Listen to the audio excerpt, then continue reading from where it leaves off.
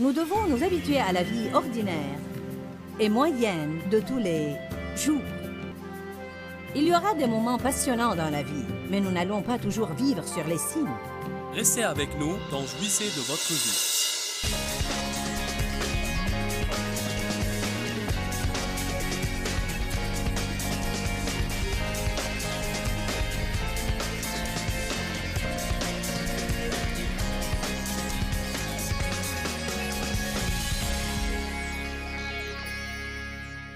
Un cœur joyeux fait du bien comme un remède. Amen. Un cœur joyeux améliore la santé. Dans Jean 17, verset 13, Jésus a dit qu'il voulait que nous expérimentions sa joie. Non seulement la prêcher ou lire à son sujet, mais il veut que nous expérimentions sa joie. Certains pourraient vous dire, ne cherchez pas à expérimenter les choses. Ne cherchez pas à expérimenter les choses pour croire en Jésus, mais vous avez à chercher à expérimenter la joie. La joie dépend beaucoup de la façon dont nous voyons la vie et des attentes que nous avons. Certaines personnes s'attendent à beaucoup de choses irréalisables d'elles-mêmes et des gens qui les entourent. Certaines personnes s'attendent à ce qu'elles fassent des choses plus qu'elles ne pourraient jamais faire. Les perfectionnistes font ça. Certains demandent des choses irréalisables des gens et de l'église à laquelle ils vont. Parfois, vous dépendez tellement de votre pasteur que vous pensez qu'il est censé régler tous vos problèmes et vous faire sentir toujours mieux chaque fois que vous allez à l'église. Peut-être qu'il a eu une mauvaise journée.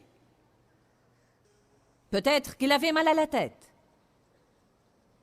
Nous attendons beaucoup de choses des autres personnes, et quand elles ne font pas ce que nous voulons d'elles, nous nous mettons en colère contre elles, alors qu'elles ne savent même pas ce que nous attendions d'elles. Je m'attendais à ce que tu fasses ceci pour mon anniversaire. Je ne savais pas que tu attendais ça. N'ai-je pas fait ça l'année dernière pour ton anniversaire? Tu étais censé l'avoir fait comme au Seigneur et non pas en attendant à avoir quelque chose en retour.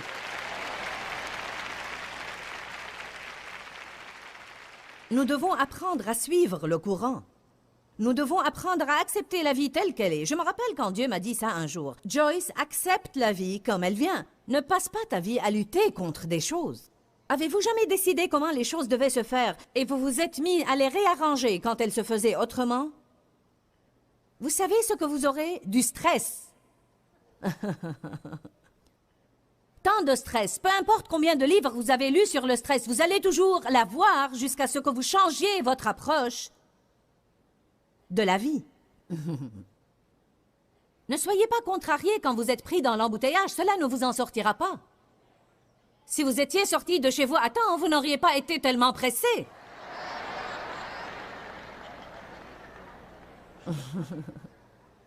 Hey, je ne sais pas pourquoi cela m'arrive toujours à moi.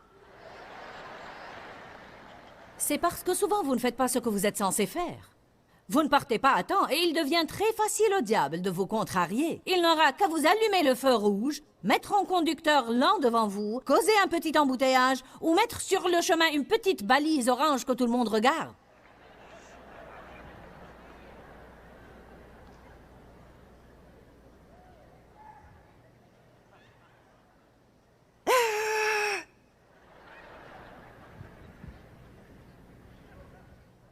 Suivez le courant. Alléluia! Louez le Seigneur, merci Jésus, je peux être heureux au milieu de l'embouteillage. Je t'adore Seigneur, je sais que le diable m'a tendu un piège pour me contrarier, mais je ne vais pas tomber dans ton piège, Satan, alors va te faire voir.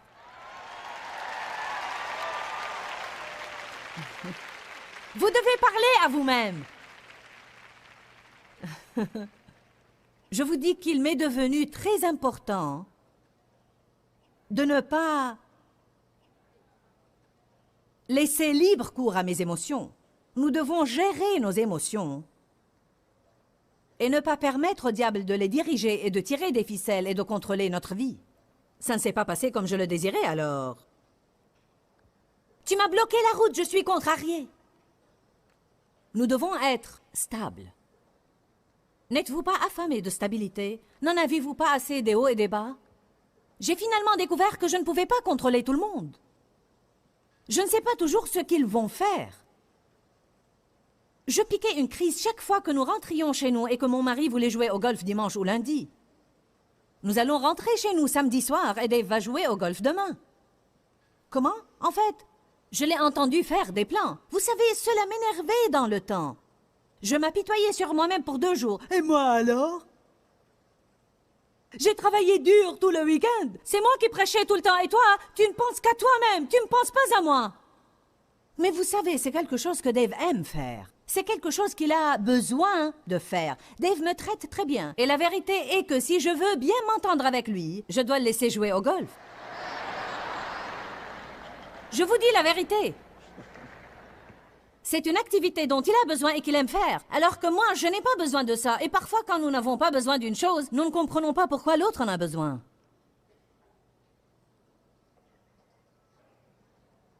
Mais vous savez quoi? J'aime faire du shopping.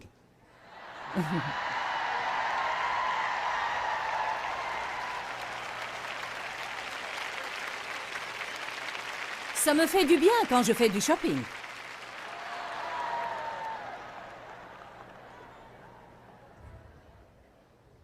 Mais je ne dépense pas de l'argent que je n'ai pas.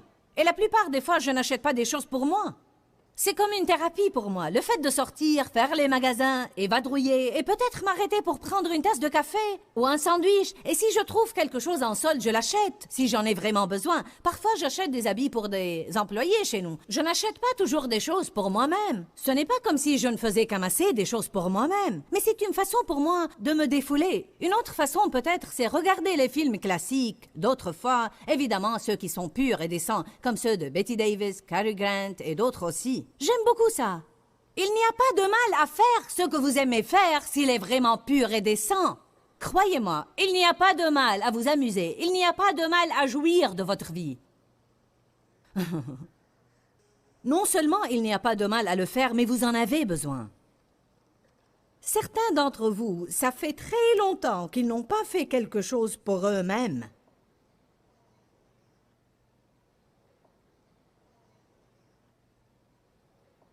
Alors que les autres ne font des choses que pour eux-mêmes.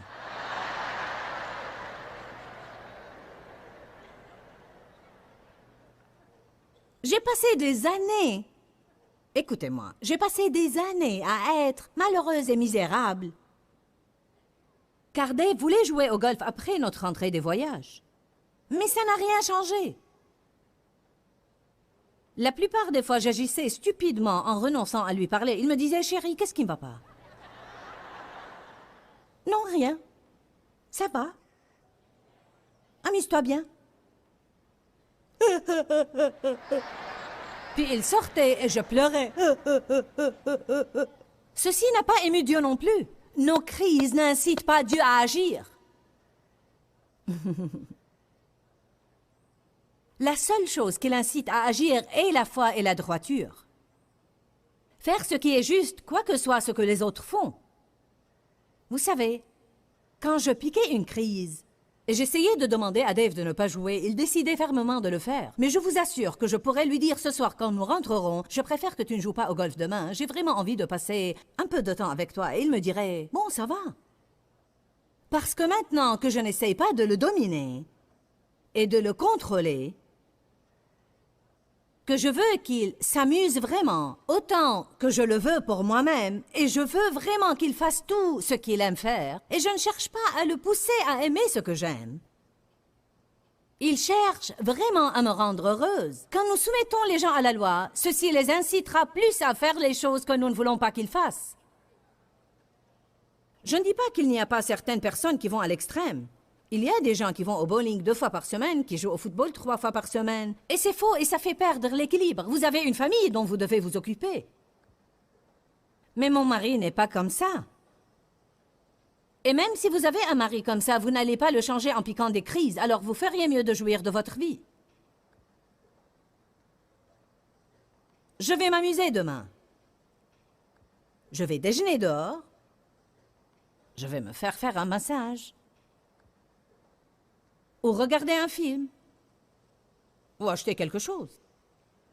J'ai travaillé dur ce week-end. Après avoir prêché durant 5 réunions, on se sent fatigué. Je suis comme tout le monde. Quand votre semaine de travail est terminée, vous voulez sortir, vous amuser un petit peu, et il en est de même pour moi. Parce que lundi, j'ai un programme chargé, et il en est de même pour mardi et mercredi. Puis je ne travaille pas jeudi, alors béni soit Dieu.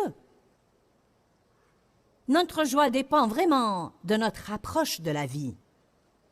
N'allez pas toujours à l'encontre de la vie et de la façon dont les choses se passent. Pourquoi? Parce que les choses arrivent. Quand je dis les choses, vous savez ce que je veux dire, non? Les choses. Combien d'entre vous ont subi des choses, même ce matin avant d'essayer de venir ici? Vous perdez les clés de la voiture, ou elle ne démarre pas, ou vous ne trouvez pas votre voiture. Vous arrivez en ville et vous découvrez qu'on a loué la voiture que vous aviez réservée à quelqu'un d'autre. Les clés de votre chambre d'hôtel ne marchent pas. Et toutes sortes de telles choses bizarres. Une autre chose qui volera vraiment votre joie, c'est le fait de vous attendre à ce que la vie soit une longue série d'événements passionnants. Nous devons nous habituer à la vie ordinaire et moyenne de tous les jours. Il y aura des moments passionnants dans la vie, mais nous n'allons pas toujours vivre sur les cimes. Allez à Marc 4, 26. Je crois que nous apprenons quelque chose. Dites, je suis décidé à jouir de ma vie. Dites maintenant, je vais changer d'attitude.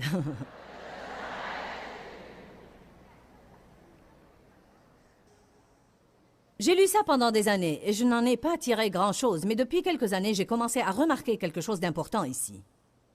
Il dit, il en est du royaume de Dieu, comme quand un homme jette de la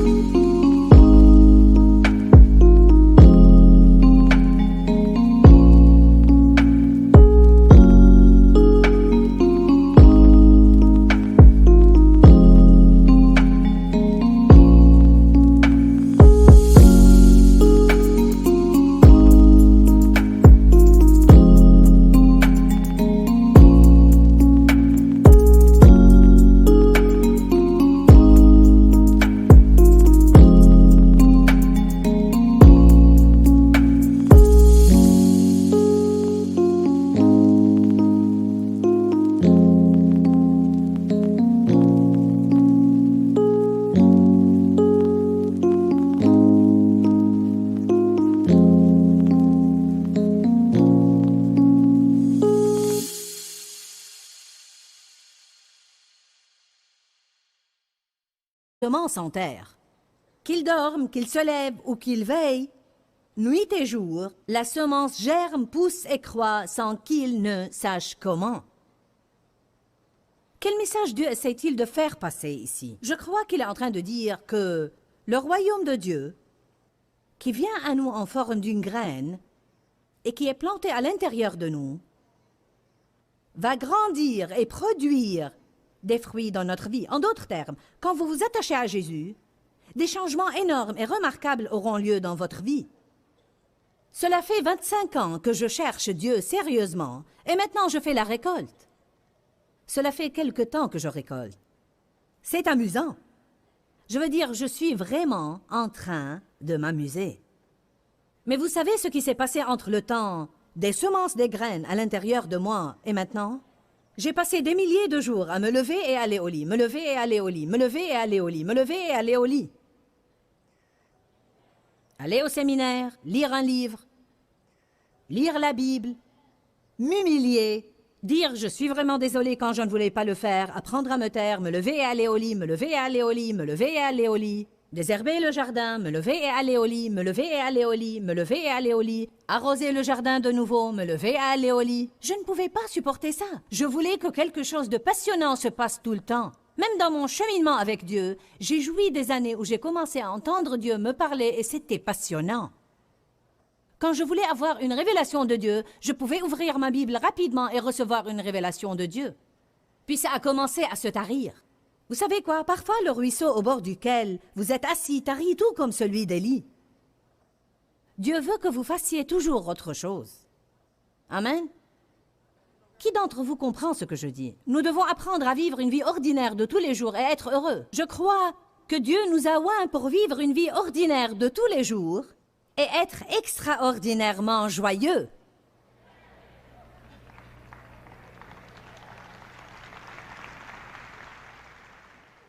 Au cas où vous ne m'auriez pas écouté, je vais répéter ça. Je crois que Dieu nous a oints pour vivre une vie ordinaire de tous les jours et être extraordinairement joyeux. Je crois que ce serait un témoignage puissant quand nous sommes tellement heureux et quelqu'un nous demande « Qu'est-ce qui vous rend tellement heureux? » Oh! La vie! Mais qu'est-ce qui se passe dans votre vie qui vous rend tellement heureux? Eh bien, vous savez, je suis heureux. Jésus. Je respire. Je suis heureux.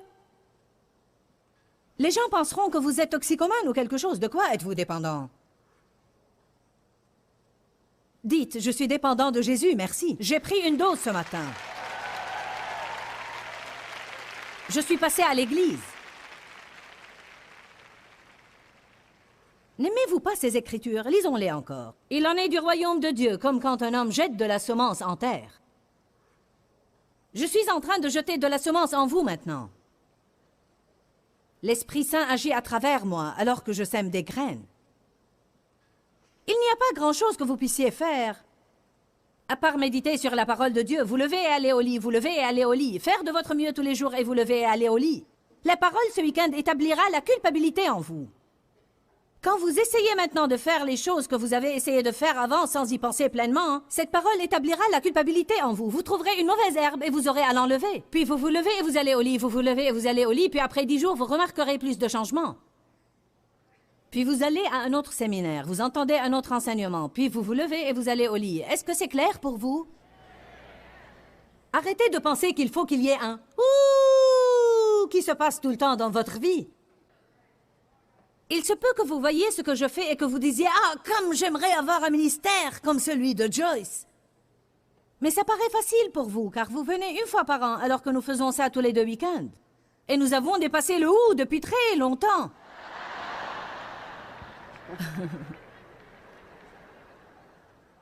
Vous devez voir ma fille parfois. Elle va rentrer de ce séminaire et elle a de nouveau à faire ses valises et les miennes pour le voyage suivant parce que le trajet est tellement loin que les camions ont à partir le jour suivant. Elle est comme « Oh mon Dieu, j'ai à faire les valises de nouveau. » Elle a dit « C'est la seule chose que je ne supporte pas dans mon travail. Je sais que je suis ointe pour faire ça, mais je n'aime pas faire et défaire les valises. Faire et défaire, faire et défaire, faire et défaire, faire et défaire. Laver le linge, le repasser, le mettre dans la valise et le renvoyer à l'hôtel et puis le ressortir, le repasser, en espérant que l'autel aura une grande planche à repasser au lieu de ces petites planches. Mais nous avons appris à faire tout ça avec le même niveau de joie. Béni soit le Seigneur. Vous savez quoi? Parce que mon témoignage n'est pas que je suis heureuse parce que je possède ceci et je possède cela, ou parce que mon ministère est développé. Je veux dire que je suis heureuse simplement parce que Jésus vit en moi.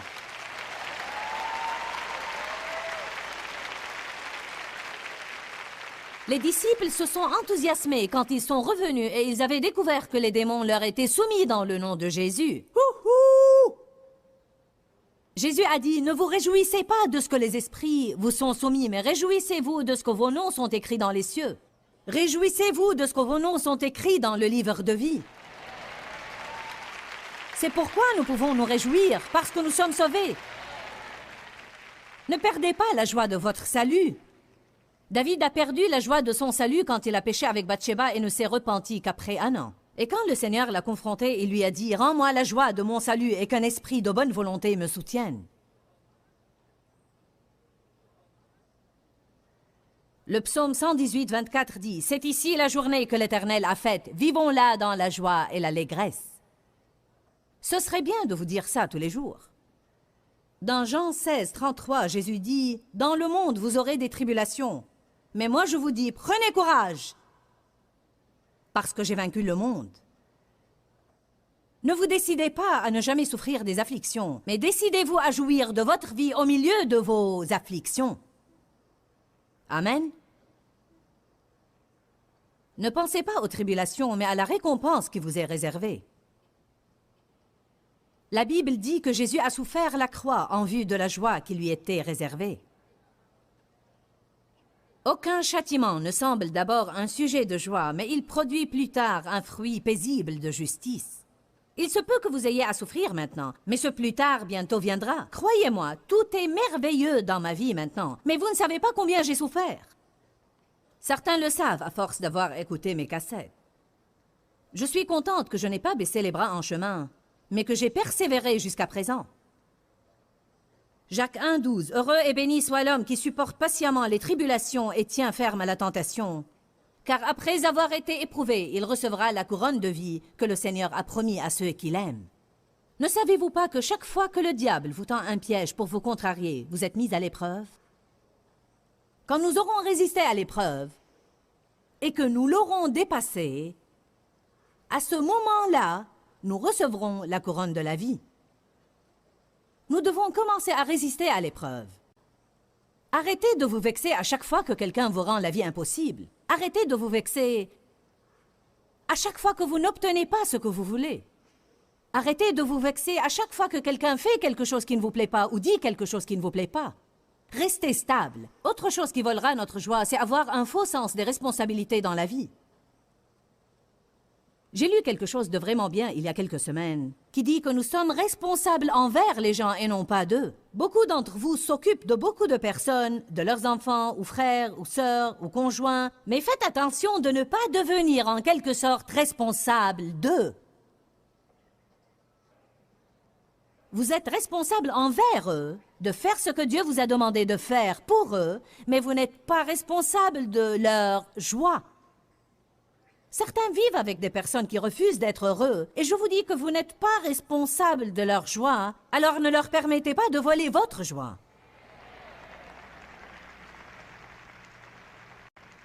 Certains travaillent pour des gens qui refusent d'être heureux. Ne passez pas votre vie à essayer de les rendre heureux. Rappelez-vous que Dieu est maître du combat. Vous ne pouvez pas changer tout le monde. Vous ne pouvez pas rendre tout le monde heureux. Vous ne pouvez pas toujours subvenir aux besoins de tout le monde. Et ce n'est pas à vous de prendre la responsabilité de tout ce qui va mal. Et vous ne pouvez pas pousser tous ceux que vous connaissez à croire en Jésus. Eh bien, il y a une chose qui est vraiment sûre, et c'est que le diable est décidé à voler votre joie. Alors il faut que vous soyez décidés à bien jouir de votre vie. Parce que sinon, le diable fera en sorte que nous n'en jouissons pas.